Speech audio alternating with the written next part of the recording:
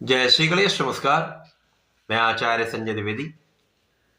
मेरे समस्त प्रबुद्ध दर्शकों का मेरे चैनल पर हार्दिक स्वागत है। प्रिय दर्शकों, आज मैं नवग्रहों में राजा सूर्यदेव के राशि परिवर्तन प्रभाव को लेकर आपके सम्मुख उपस्थित हूं। सूर्यदेव 16 नवंबर को अपनी राशि का परिवर्तन कर चुके हैं तथा वर्तमान समय में वृश्चिक राशि में इनका गोचर आरंभ हो चुका है।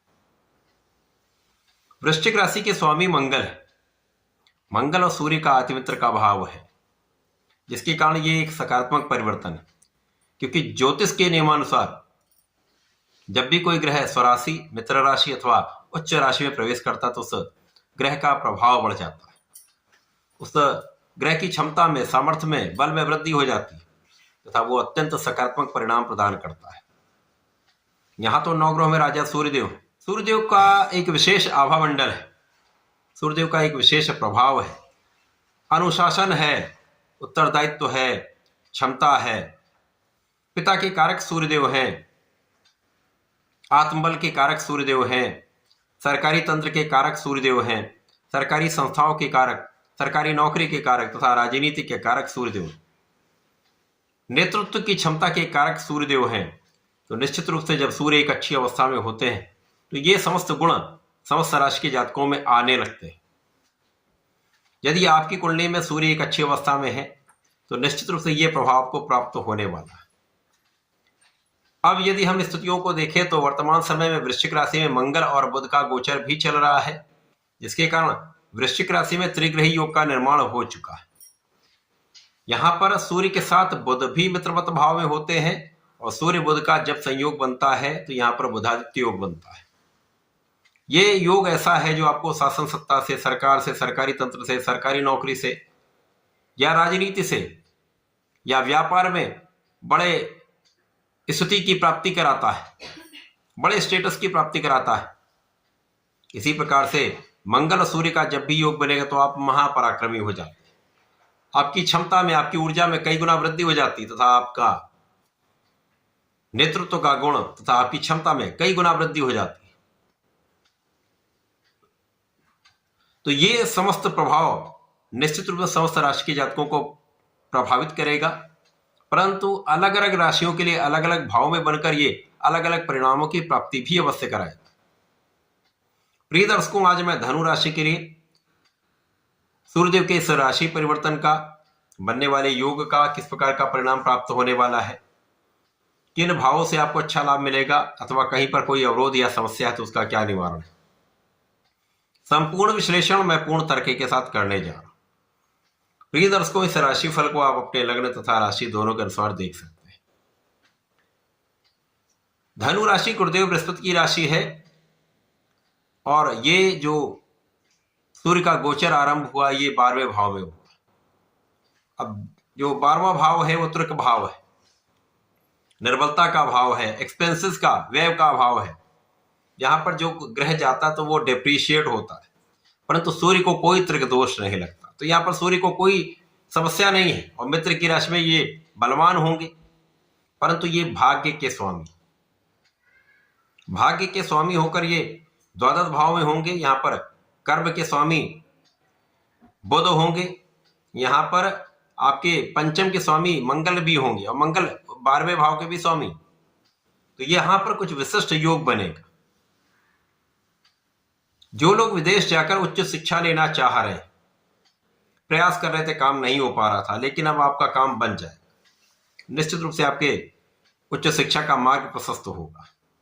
इसी प्रकार से यदि आप विदेश में रहकर कार्य कर रहे हैं, विदेश से संबंधित होकर किसी कार्य में है, नौकरी में है, प्रोफेशन में है या व्यापार में है, तो यहां पर आपका भाग्य भी साथ देगा, आपको अच्छे लाभ भी प्राप्त होंगे। इस समय में जो जातक विद्यार्थी हैं, पढ़ाई कर रहे हैं, तो यहां पर यदि पूर्ण आत्मबल के साथ, पूरे कॉन्फिडेंस के साथ आप अपने पढ़ाई में लगे रहते हैं, पूर्ण प्रयास करते हैं तथा अपनी ऊर्जा को सही दिशा में लगाकर आप कार्य कर रहे हैं तो कोई बड़ी समस्या नहीं होगी। यद्यपि इस समय में कुछ परिणाम उतना अच्छा नहीं आएगा जितना आपका परिणाम आना चाहिए, जो आपकी योग्यता के अनुसार उतना नहीं होगा, परंतु बहुत कुछ निर्बलता भी नहीं आएगी, क्योंकि इस समय में गुरुदेव बृहस्पति का प्रभाव भी इस त्रिग्रही योग पर है। जिसके कारण ये गुरुदेव बृहस्पति अष्टम भाव में है। यहां पर गुरुदेव बृहस्पति तृक भाव में होकर अपनी दृष्टि का प्रभाव डाल रहे हैं, तो कुछ अच्छे प्रभाव, लेकिन कहीं पर कुछ समस्या भी है। इस समय में अपने पढ़ाई के क्षेत्र में आपको बहुत ध्यान लगाना होगा, धैर्य रखना होगा, अपना पूर्ण प्रयास करना होगा। संतान पक्ष के कारण कुछ चिंता हो सकती है, संतान के कारण कुछ तनाव आपको आ सकता है, तो यहां पर आपको चिंता करने से बचना है, उसके हल के लिए प्रयास करना है। यहां पर आपको अपने खाने पीने पर पूर्ण रूप से ध्यान देना होगा। भोजन शैली में परिवर्तन करिए, अपने कार्यशैली में परिवर्तन करिए, व्यायाम प्राणायाम करिए, तो ये समय आपके लिए बहुत अनुकूल रहेगा, समस्याएं कम हों। आपका स्वास्थ्य जब ठीक होता तो आप अपना संपूर्ण प्रयास कर पाते हैं, अपने क्षेत्र में आप लगे रहते हैं, परिश्रम कर पाते हैं।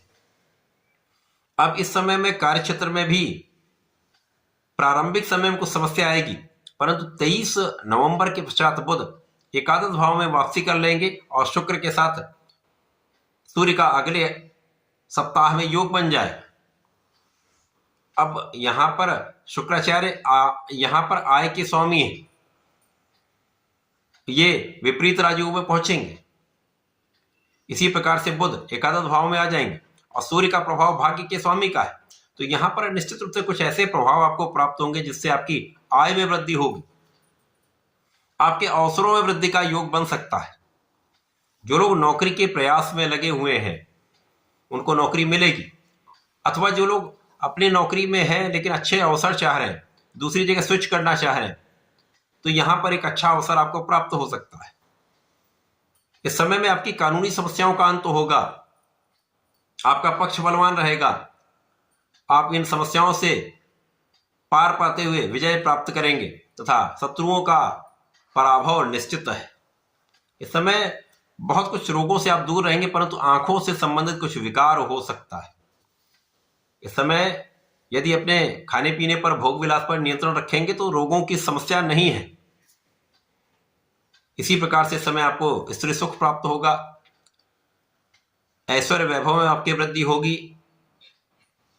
लेकिन यहां पर कुछ व्यय बढ़ सकते हैं, तो यात्राओं में अथवा अपने सुखों को बढ़ाने में कुछ व्यय आप कर सकते हैं।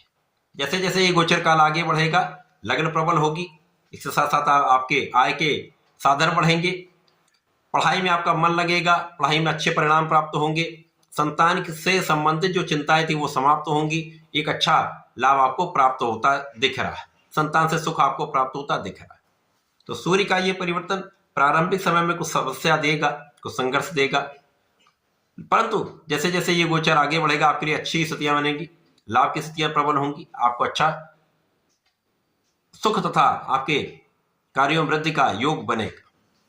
इस समय का उपयोग करने के लिए आपको नियमित रूप से भगवान संकट मोचन के शरण में रहकर ओम हम हनुमते नमः का जप करना चाहिए तथा प्रत्येक गुरुवार को विष्णु सहस्रनाम का पठन करें अथवा सुन लें, विशेष लाभ आपको प्राप्त हो। ऐसा करके इसका लाभ लें। धन्यवाद, नमस्कार।